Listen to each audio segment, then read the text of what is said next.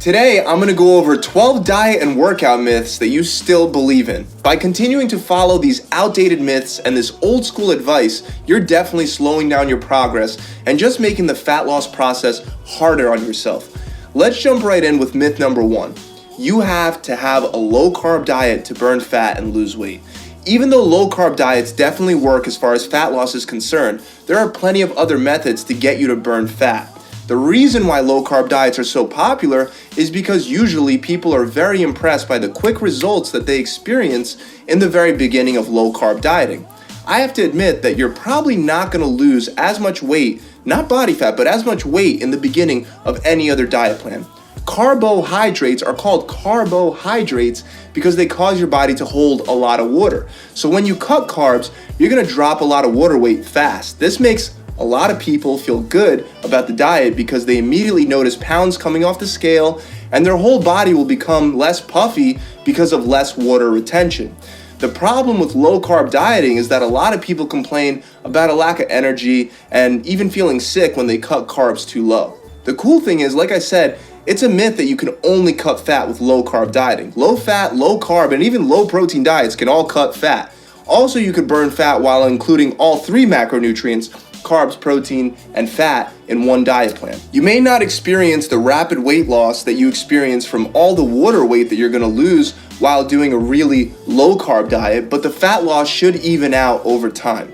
Protein, fat, and carbs are all insulinogenic. Carbs are the most insulinogenic out of the 3. However, I've experimented with low-fat diets and with low-protein diets, and given the same amount of time, I experienced very similar results to low-carb dieting. So there are many different ways you can do this. The next myth is to not eat past 6 p.m. or past a certain time that's late at night. It doesn't matter what time you eat your food. You can literally have one giant meal per day in the middle of the night and you could still be burning fat. You just have to maintain an overall calorie deficit for the whole day, the whole week, and the whole month that you're trying to cut. When you eat past 6, you won't store any extra fat because you ate closer to your bedtime.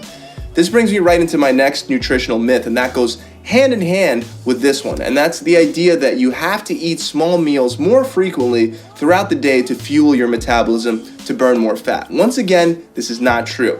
It doesn't matter whether you eat 1 meal a day or 6 meals a day for the purposes of burning fat. When you eat 6 meals a day, your insulin levels stay pretty stable throughout the day. So as long as you're eating clean food and maintaining a calorie deficit, you should be burning fat. When you only eat 1 meal a day, your insulin levels are really low until you have that meal. Keeping insulin levels low is very beneficial for fat loss. Also, because you're only having 1 meal, or let's say 2 meals for the whole day, it's pretty easy to stay under your total allotted calories for the day. Both methods work for fat loss. To gain muscle, you need to eat in a calorie surplus, so you may want to incorporate more meals because it's going to be harder to eat the amount of food that you have to eat to gain muscle in just one sitting. The next myth is an exercise-related myth that a lot of beginners have, and that's if you spend more time at the gym, you're going to get more results. This is actually not true. You're way better off doing a much more intense workout for a shorter duration than doing an easy workout for a really long duration. A lot of people come to the gym and they'll spend 2 hours there and not accomplish much of anything at all. If you come in, spin your feet on the bike, you do a couple chest presses with some 10-pound dumbbells, move from one machine to the next, and then 2 hours later leave without ever really challenging yourself, you're wasting your time. In order to grow, you're gonna have to challenge yourself.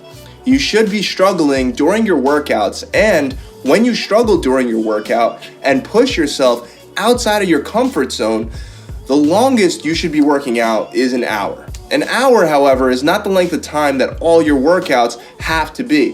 For example, with a very high intensity workout, all you need sometimes is just 15 minutes.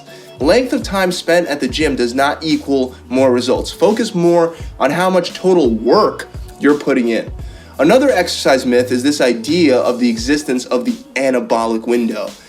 This is an idea where the second you finish your workout, you have to get your protein shake in right away, because if you don't, you missed the anabolic window, which is pretty much a very short window after your workout that you have to have a shake or else you won't get the gains. This is a complete myth, guys. For over a year, I would exercise in the morning and then I wouldn't have my first meal until like 10 o'clock at night. Even though this may be a little extreme, at no point Did I lose my gains, or did I stop making progress because I didn't have protein directly after my workout? If you don't have a meal or a protein shake for 2 hours after your workout, I promise you're gonna be fine.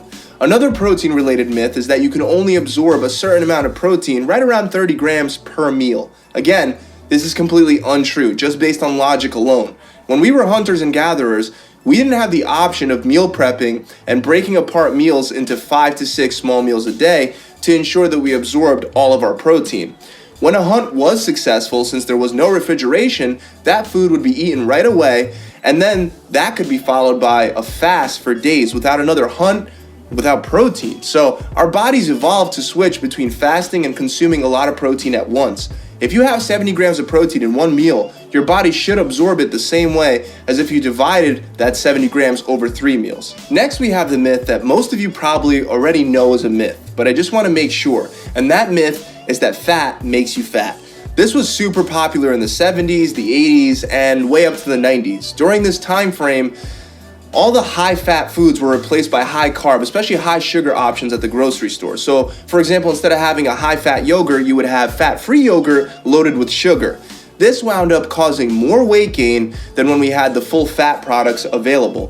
Fat will not make you fat. In fact, fat is very necessary for the body and for all of its hormonal functions, your joints as well, and much more.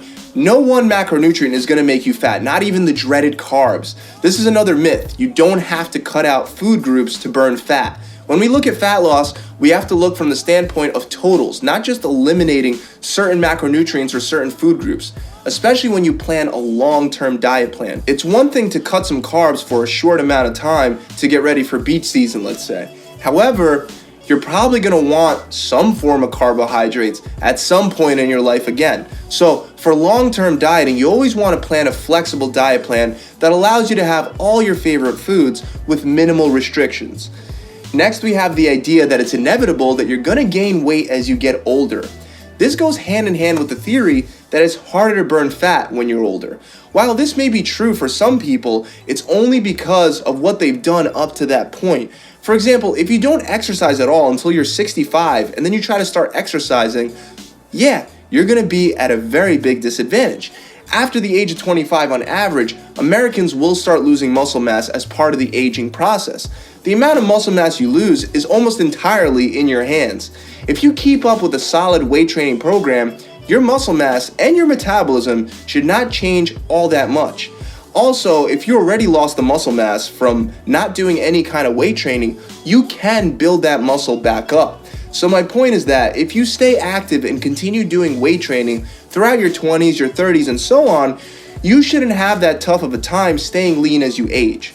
Stop thinking of fitness as a temporary solution. It's a lifelong commitment. That's how you get the best results, because that will keep you consistent. The next all too popular myth has to do with the idea that you need to feel sore in order to have an effective workout. Soreness does not determine whether you had an effective workout or not. Soreness is usually caused by doing something new, like a new exercise or changing up your whole workout routine. To date, there's a lack of scientific evidence demonstrating that soreness translates to better results. Focus on challenging yourself during the workout and stop focusing on whether you're sore or not the next day. Another myth is related to what I was saying earlier about diet foods springing up in the 80s and the 90s. Many people are under the impression that low-fat or low-carb diet foods are ideal for fat loss. The truth is that when they replace carbs, they usually load up the product with fats, and the same thing vice versa. And that's not even mentioning artificial sweeteners that reinforce food addictions and make you crave sweets even more. Stick to real food sources, not fad diet food sources. The last and the final myth is one that I see people messing up on all the time, and that's stretching before you work out. Even though stretching isn't necessarily tied to fat loss, whether you do it or not, we've been told to stretch before working out since we were little kids. But unfortunately, the scientific evidence shows that stretching before a workout can actually increase your risk of injury. You're much better off warming up before your workout and then stretching at the end of your workout when your muscles are ready to relax. That's it, guys. I really hope this video has helped you out. If you enjoyed this video, make sure you subscribe to this channel and also visit my website, gravitytransformation.com, where you can get much more than just another workout and diet plan. Pump it.